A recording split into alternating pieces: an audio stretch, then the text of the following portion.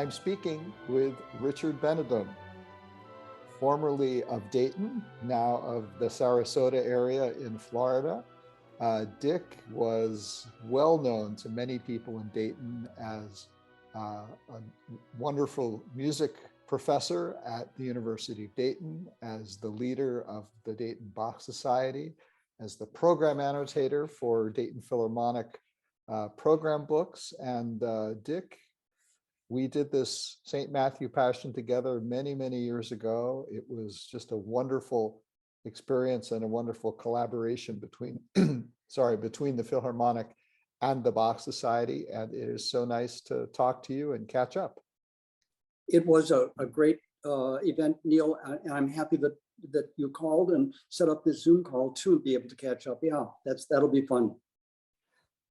Can you, for your fans in Dayton who have lost track of you and Julaine Yes. since you decamped to warmer climates, can you fill us in a little bit on what you've been doing since you left Southwest Ohio?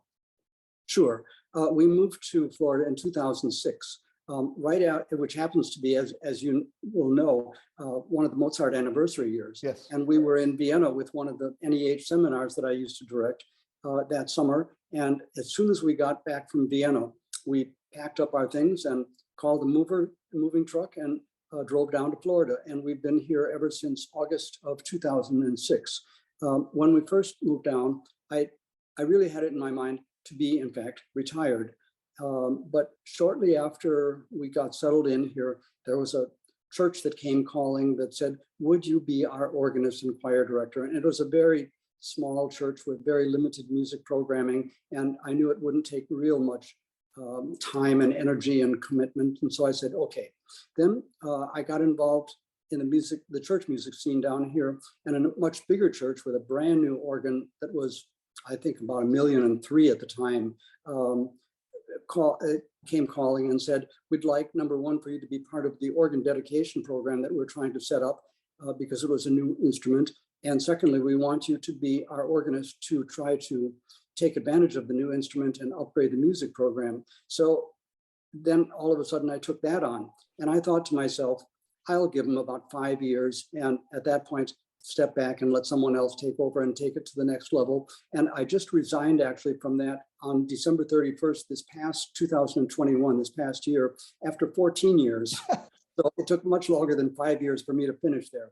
It was a wonderful experience, and I really enjoyed working with the people at the church. I'd like to think that we really moved the music program along from a very kind of early-ish stage to a much more advanced stage, a much more sophisticated and a much more comprehensive stage. So I left it in what I hope will be good shape for my successor. And now I am, in fact, retired. I still am practicing, as is Julaine, every day, even though I'm not playing every Sunday at churches, but I'm trying to keep my fingers up. We try to read both serious things as well as light things. We're spending more time cooking. I guess that's our life in a nutshell. So let's begin talking a little bit about the piece that brings us together and that brought us together indeed all those years ago, the St. Matthew Passion of Bach. I'm just going to tee it up to you. Share with me your thoughts about this piece, which you know probably even better than I do, and I know it pretty well. Well, I don't know if I do know it better than you do. I really admired the thoroughness of your preparation when we were doing that collaborative project together. Yeah, surely this is, I know for you, this is a desert island piece. Indeed. I think it would be for me too. Who can really say whether it's Bach's greatest or not? I really don't know how to answer that question, but if it's not the greatest, there is none greater. I would say that that's a fair way to say it. We used to think for a long time that it dated from 1729, but I think more recent scholarship shows 1727 in its first version. And then Bach tinkered with it in a couple of different iterations and finally produced an incredibly carefully laid out, really what you'd call a presentational score of it, in its final version. And actually, I have a facsimile. I'm not certain how much of this is going to show, but here's at least the first page of the facsimile in Bach's own hand. And we can talk a little bit later about some of the ways in which Bach registered lavished his greatest care in preparing this manuscript, but it's an extraordinarily well done and carefully done experience to just be able to look at that and see all of the details that Bach included. So from that to, I guess, my own personal relationship with the piece, because it is such a monumental kind of a landmark of a piece, I have to say, after all of when I was programming music for the Bach Society in Dayton, the Matthew Passion was the one piece that I wanted to put on the back shelf for a long, long time and just not tackle it. We did the John Passion a couple times with the chorus and orchestra. We did the Mass in B minor. We did all kinds of cantatas. We did other composers' music, but the Matthew Passion was, I guess I was really afraid of it, Neal, to be real honest. Partly afraid and partly not certain that I was going to live up to what I felt were the expectations of the piece, because the piece is so great that to give it anything less than what your very best would be, your very most insightful, your very most careful preparation, is really doing an injustice to the piece. And I really felt that way about a lot of pieces, but especially about the Matthew Passion, that I didn't want to do it before I really felt that I was ready. And I'm not certain if that makes any sense to you. Oh, it does. I had a similar thing early on in my career with Beethoven's Ninth Symphony. I had decided that I wasn't going to even think about programming Beethoven's Ninth until I was older. I don't know what older meant at that point. Yeah, but, right. And then a phone call came from the Chattanooga Symphony, as a matter of fact, and they said, would you come and be our guest conductor? And I said, okay. And they said, the program is going to be Beethoven's Ninth Symphony. And I gulped and I said, okay.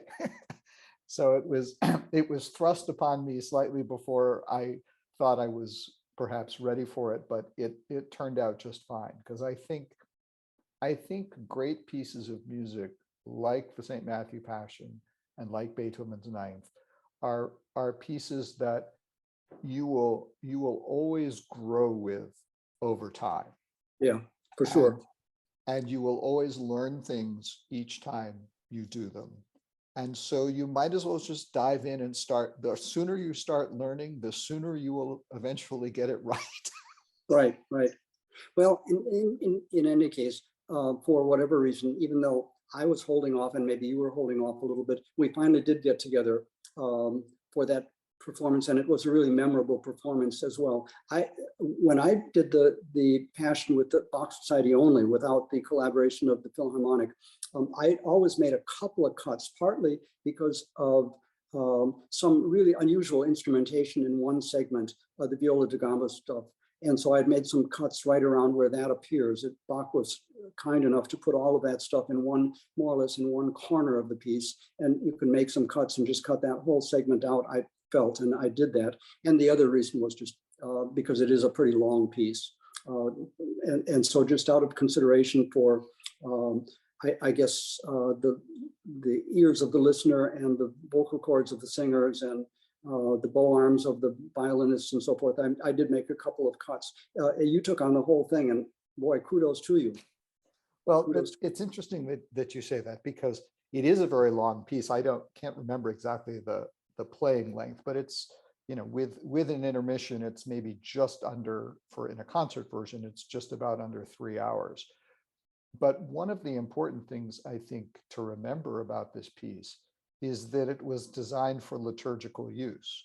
Yes. So you have this piece, which is certainly, more than 2.5 hours long, between 2.5 hours and 2 hours and 45 minutes probably. And it was intended to be part of a Good Friday service with, I think it's, if I recall, it's the first half performed before the sermon and the second half after the sermon. So it gives you some perspective both on how important the piece is, but also what it was like to be a worshiper in a Lutheran church in Germany at that time. When you went for a Good Friday service, you were going to be there for a while. Right, exactly. The piece is filled with so many points of connection that people could make. Especially, I'm thinking of the chorale melodies that are interspersed between the choruses and the arias and recitatives and so forth. Then the chorus all of a sudden breaks out of whatever role it might be in and sings these reflective or meditational chorale melodies, hymn melodies that people really would have known. They would have known the words. It would have been probably in their memories, and they knew the melodies. There's always the question, and I remember we talked about this even in the Q&A that was right after that performance. One of the questions that came up was, did the congregation sing along? Okay, that's always a question that no one, I think, really knows the answer to. And my answer then, I still remember that, and my answer still would be the same. If they did, they could only sing the melody because they would have no way of guessing the strange harmonic roadmaps that Bach took as he was writing the chorale harmonizations for one chorale after the other, whether it's the Passion Chorale, O Sacred Head Now Wounded, or many of the other chorales. And so maybe singing the melody, but my sense is probably not even that, probably more singing in their hearts. And perhaps humming along. And maybe I imagine that because the congregation certainly would know the tunes. They would know the tunes, but they wouldn't necessarily know which verses of the chorale were being sung. So they might not know the words that the choir would be singing at that given moment. But I'm sure there were at least a few people humming along in the congregation. Yeah. So that's at least one thing that is always a contentious issue, and sometimes performances are even arranged where the audience is invited to sing along, either for all the chorales or some of the chorales or whatever, and we didn't do that, and I think probably that was a good decision not to try that. It would have maybe been, number one, musically chaotic, but number two, probably not the way it really happened. You mentioned how Bach had really conceived this piece to be done during the course of a service, and I think that's a really important point.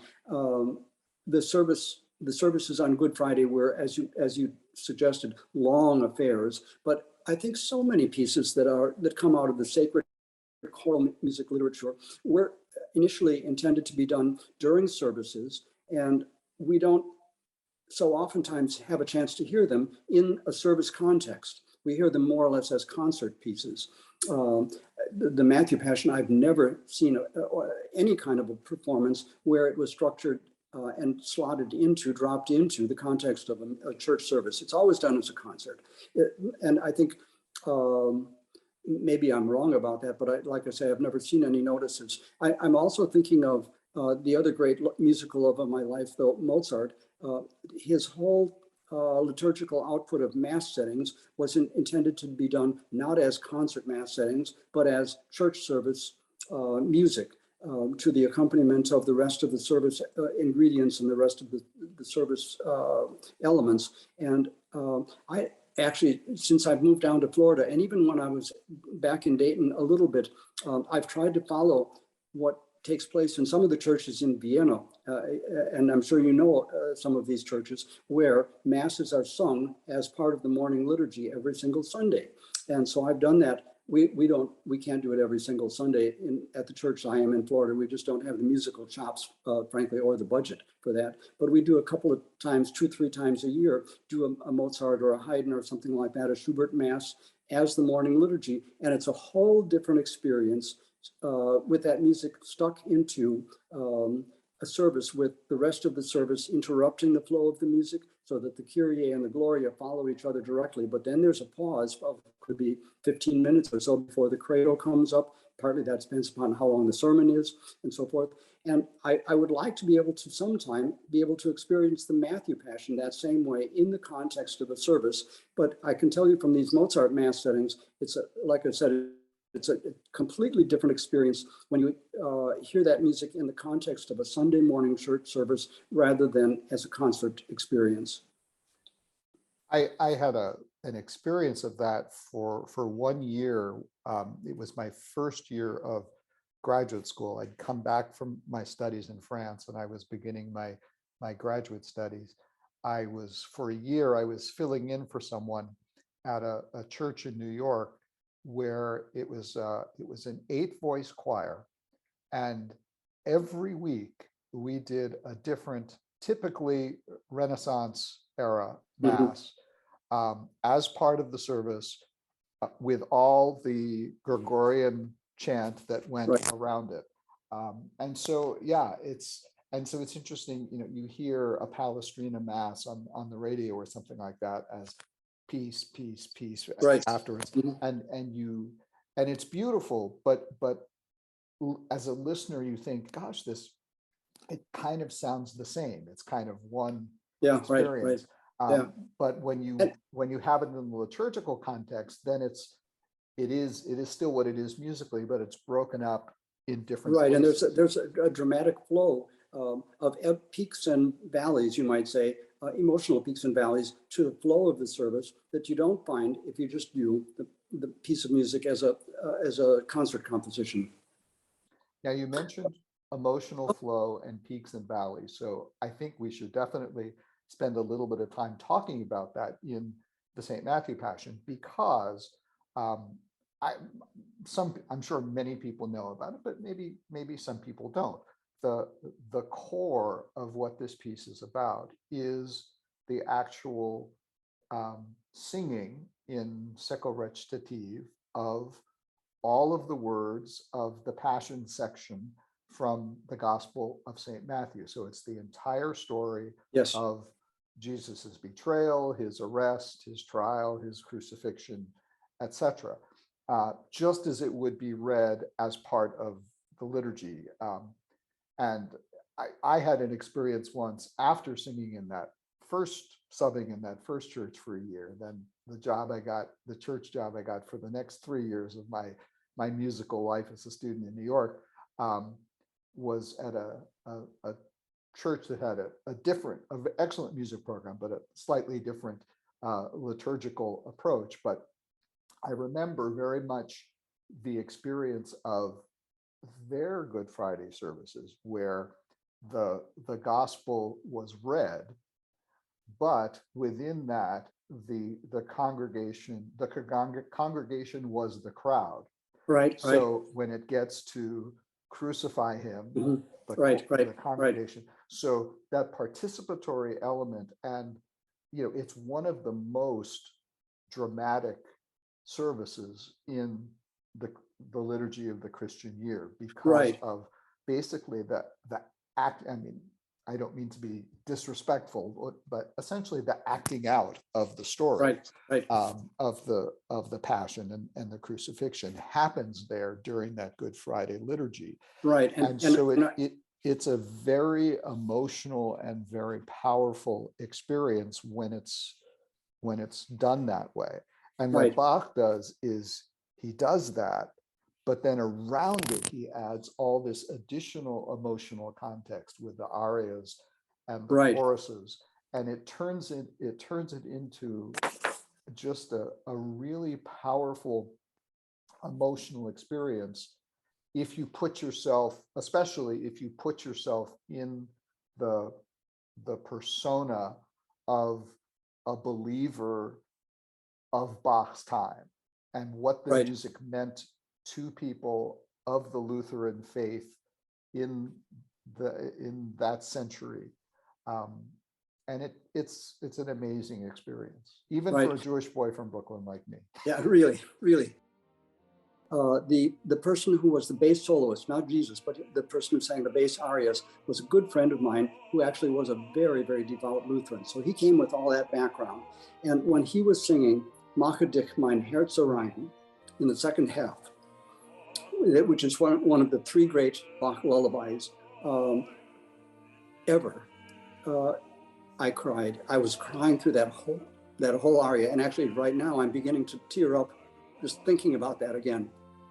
But that is one of just, one of the 2 or 3 most beautiful pieces of music any human being ever wrote.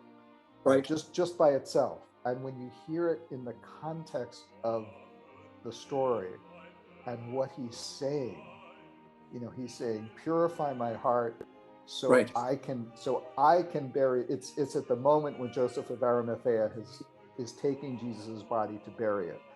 And the bass soloist gets up and sings this aria, basically saying, as representing the people sitting in the congregation, yes, let me bury Jesus in my heart. And again, I tear up too, Jewish boy from Brooklyn. But it's just such a powerful emotion. Going back to the manuscript, Bach himself wanted to recognize how important that role was. And can you see this page? With we can see it. Some of the ink that's red. Jesus' lines in red. Yeah, right, exactly. And so these are the biblical quotations in red, and Jesus's lines are in red, and they have the halo of the string section of the orchestra around them. And so he even in the appearance of the manuscript, he wanted us to understand the role that the original text of the original biblical text would have in beginning to piece this whole thing together. And this is one of the, you mentioned earlier that, as you know, that I've said this before, that this is one of my desert island. This is my desert island piece. Okay. If someone said you're going to spend the rest of your life on a desert island and you can take one score with you, I would say I'll take the St. Matthew Passion, which is cheating, of course, because it's a lot of music. You're not just getting, a half-hour Haydn symphony. You're getting almost 3 hours of music there to spend the rest of your life poring over. But it is so filled with these magical details. And some of them are things that are just there for the music nerds, but there are other things that are very clear. And when you mentioned the halo, so the tenor soloist, the evangelist, who is essentially the narrator of the story, has his secco recitative, basically accompanied by cello and organ. Right. But when other characters come in, so in other words, Matthew says, and then Jesus said, and then another singer stands up and sings the lines of Jesus. And there are other characters, the 2 maidens, Joseph, etc. Sure. Pilate. But what's so striking is that when Jesus sings, it's not secco recitative. The strings come in with this very soft, literally halo of sound that surrounds Jesus. So his music sounds different. And then, of course, there's that magical moment at the end when he gives up the ghost and his last line, he sings and the strings are silent. The halo has gone away. And it's just, I have chills just describing it. Again, Jewish boy from Brooklyn. It's the care that he put into the composition of the piece tells us just how important it was to him. Here, I don't know if this is really going to show. This is maybe a little bit too detailed for this score to project, but this page is filled with the lines of Jesus, and you can see every once in a while long note values, whole notes, half notes, etc., in the string parts above the lines of Jesus. And this is one of those spots where Jesus is singing and the strings are accompanying.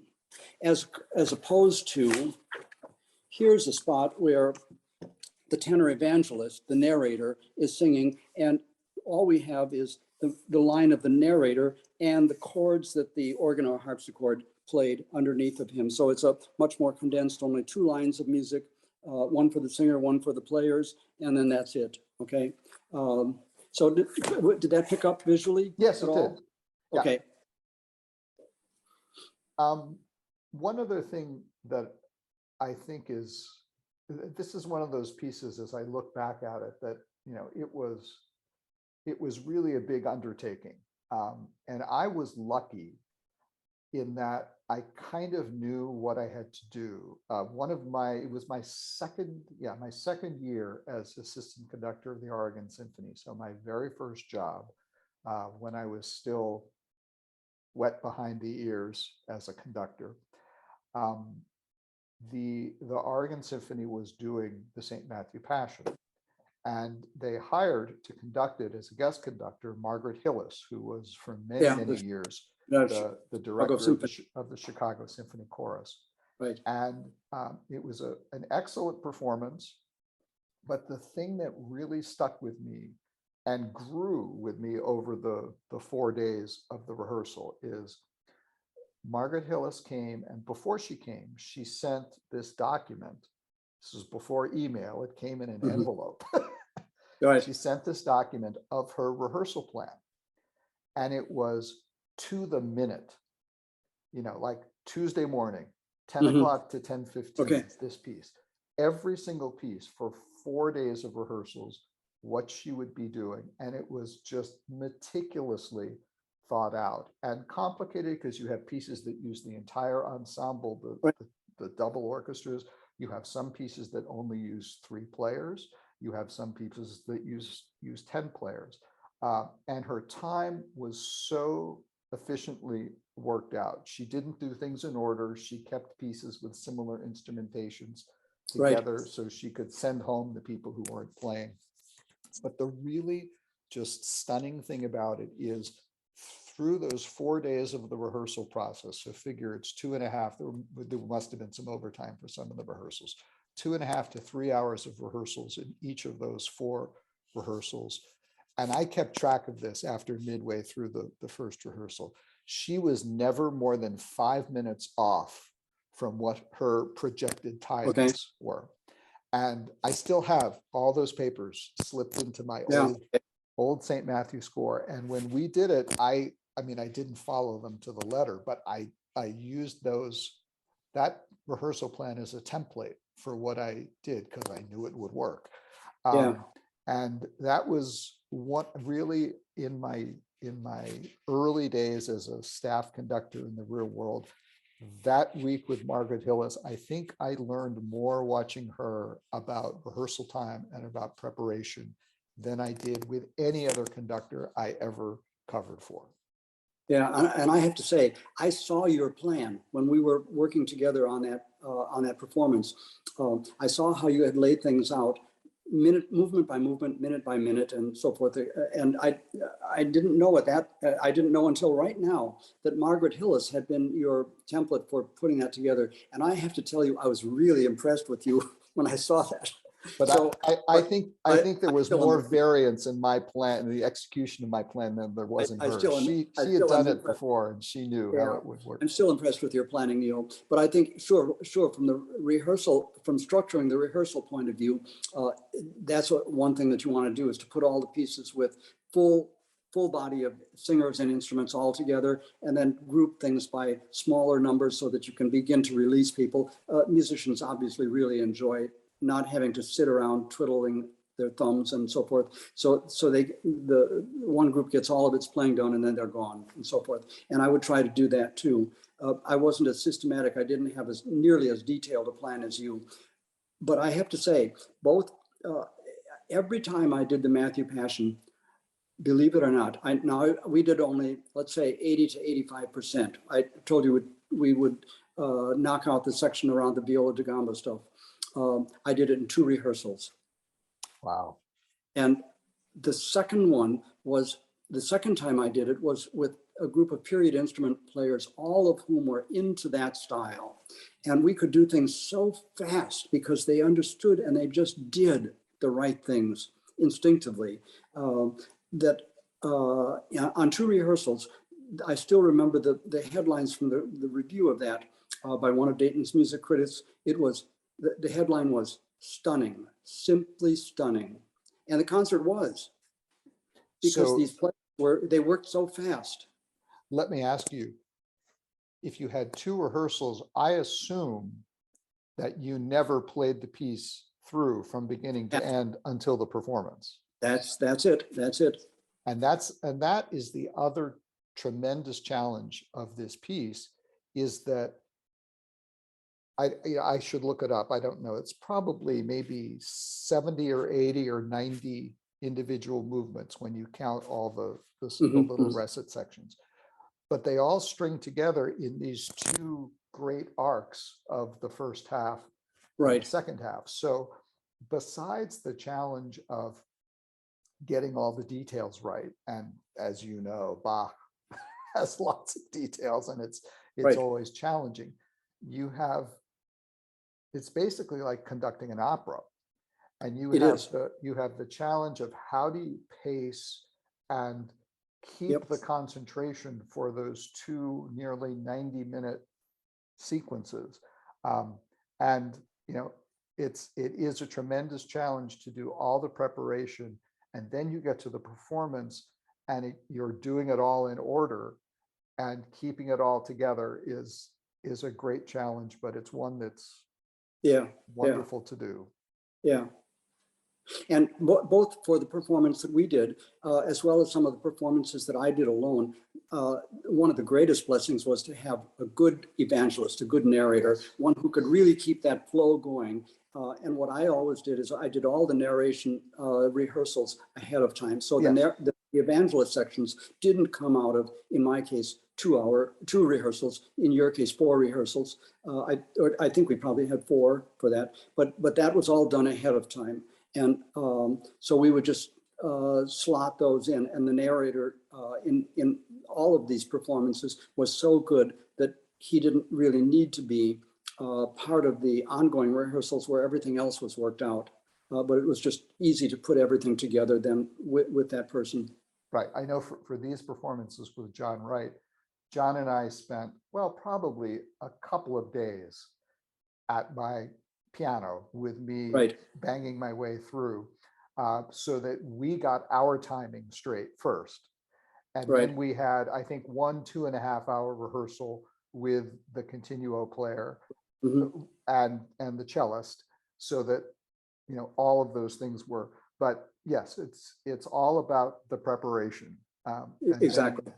And then if you've done all the preparation right, then the piece, quote, plays itself when you go from. That's the hope. That's the hope, of course. Yeah. Dick, it's been so much fun to reminisce with you about this and talk about this amazing piece of music. It was just a wonderful collaboration to put the Philharmonic Chamber Choir and the Bach Society Choir together for this event. And of all the so far 27 years I've been here, there are many high points that I remember in the repertoire, but our performances of the St. Matthew Passion are definitely, as you said, it may not be the greatest thing we ever did, but I don't think there's anything that was greater. Right, exactly. Yeah. That's I think a good way to close.